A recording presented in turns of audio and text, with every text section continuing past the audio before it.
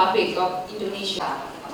I also would like to thank actually supported from the government of Australia. Menghormati Wakil Menteri Pariwisata yang insya Allah beliau juga sebagai keynote speaker. Griffith University Australia.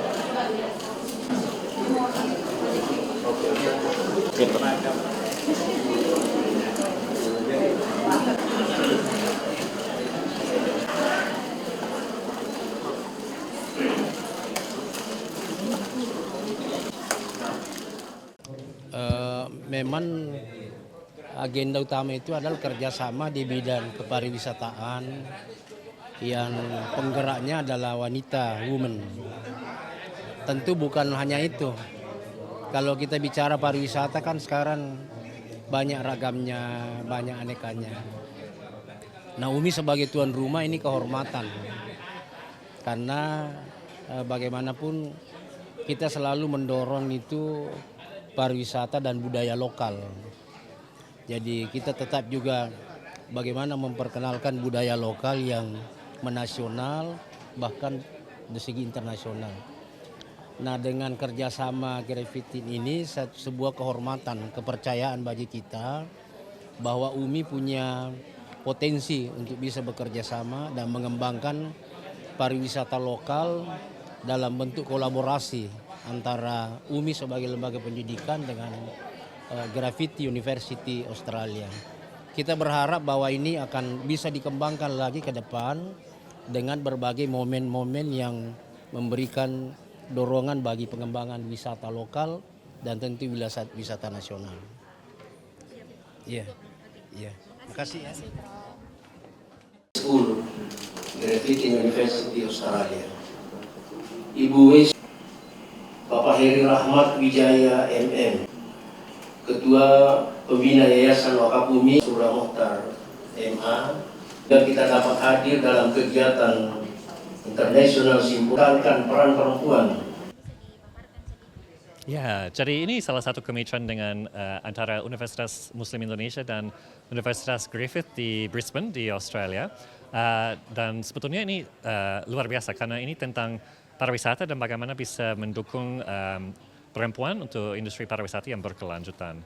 Jadi ini adalah ada dana dari Australia Indonesia Institute, jadi dananya sedikit dari pemerintah Australia untuk mendukung program ini. Oh, saya tidak bisa sampaikan itu. Tadi ada data yang disebutkan bahwa jumlah wisatawan Australia yang berkunjung di Sulsel atau Sulawesi.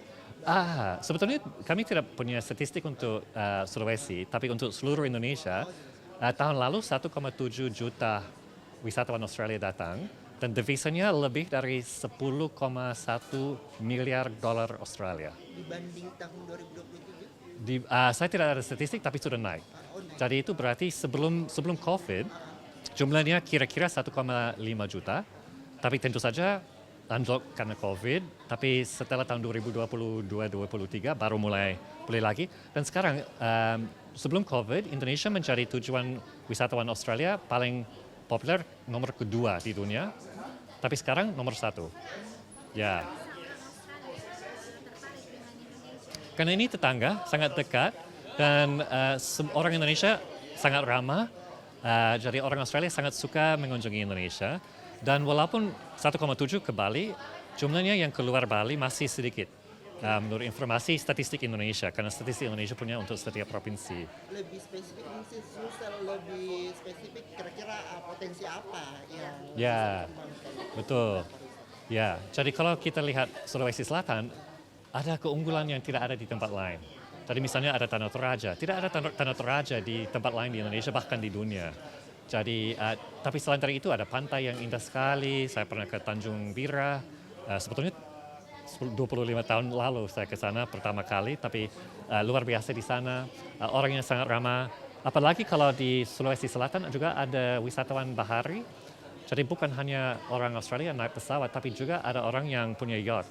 Jadi misalnya kalau ke Pantai Losari, saya sering ke Pantai Losari, lihat ada yacht di sana, pasti itu dari Australia, karena dekat. Bisa lihat dari peta di belakangnya, dekat sekali dengan Australia. Terima kasih. Griffith University, Australia. Oke.